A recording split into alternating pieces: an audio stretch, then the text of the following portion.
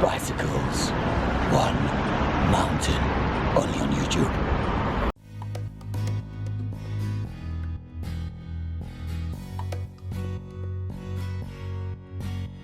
Good morning, you absolutely cracking humans. Just on the bike, heading around to work. Ryan had a sleepover last night, so we're going to call in, have breakfast on the way, and then he's going to head off to work, and I'm going to head off to work. This ain't the first time. It's been what, 3 or 4 days hanging out with Ryan in a row now. He stayed at my house every night.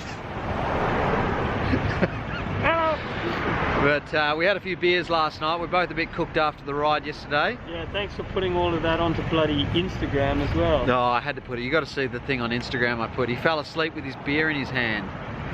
Full tears, full tears. He's great company when he drinks. Yeah, see ya. Last time, this is now and this is forever. Give me your love. We bought you King Lake. Now we're going to bring you the Dandenong. Show me you need me. Give me something.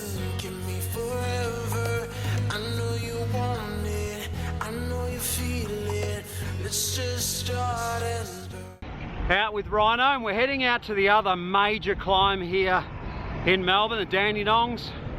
So we had King Lake the other day. We've got Dandenongs today, and we'll show you guys around. We'll show you guys around this beautiful mountain.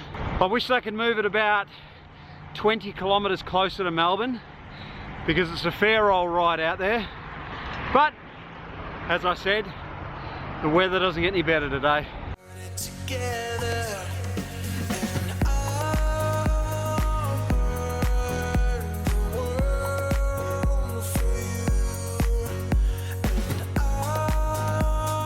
The hardest part about the Dandenongs is actually getting out here because of the traffic.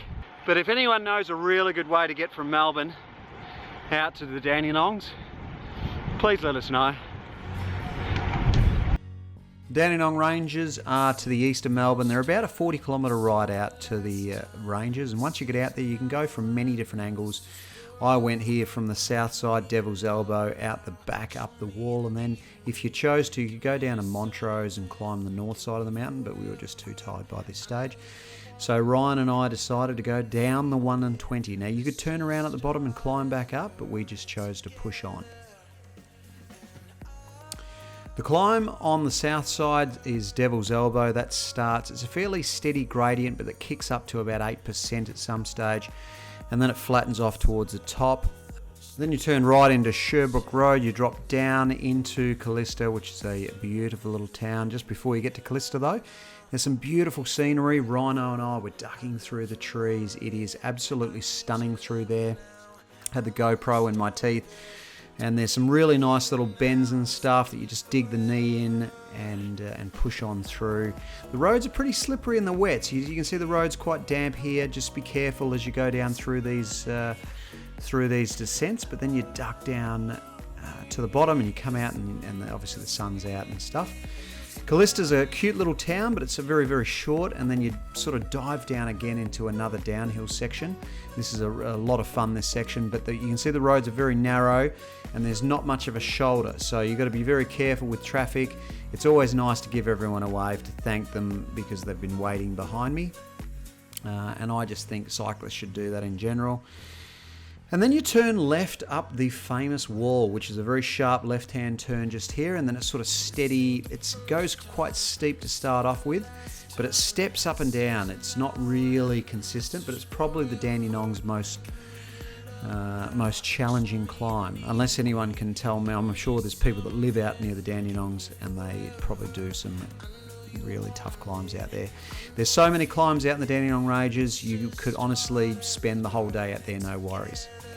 As you get to the top, it sort of flattens off, and then you come into Alinda, which is a beautiful little town. It's a great place for coffee stops and stuff, random mooses kicking around in the street. And then you've got the Alinda Cafe, which is where we usually stop for a coffee. The Pie in the Sky is actually a famous pie shop. You can get a pie and some salad, but as Ryan found out, don't expect too much salad at all. The other option then, you can go north and you can go down some climbs, but we chose to go down the 1 and 20. You can see here Ryan and I dropped down the 1 and 20, which is this is probably the most common climb in the Dandenongs. You get riders, it's a very consistent climb, and you can really keep a consistent power output and test yourself and test your FTP, test your power output, test your fitness. So we just dropped down and rode home. Out of the Dandenongs. We only had some mojo for a couple of climbs, but they were good climbs. Rhino's here. Hello. Little bike on a statue thingy. And so it is.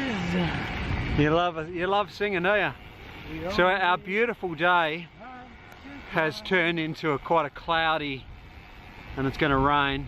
It's very, very cloudy, unusual weather. Yeah, mate. Yeah. That fence is electric. No, the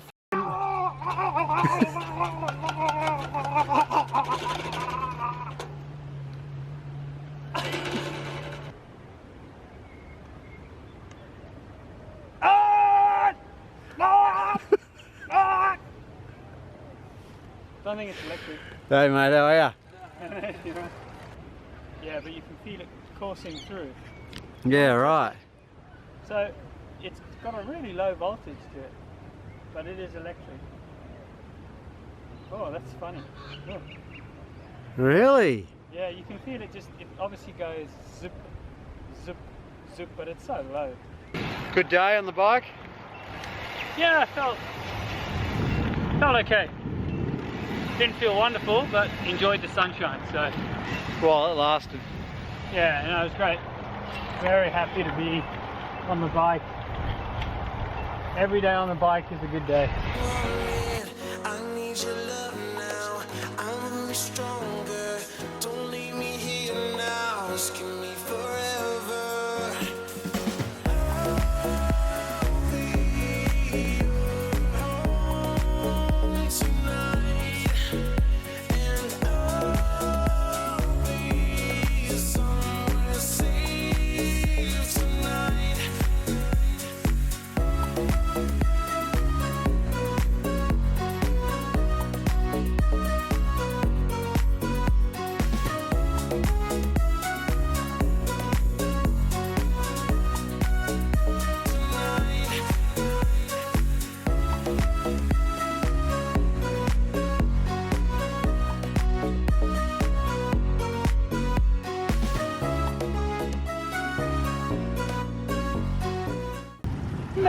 Maybe we have finished our ride.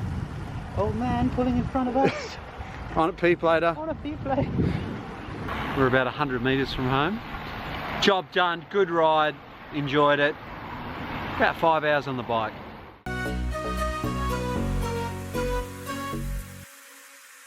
The one problem is stopping at the top of the mountain.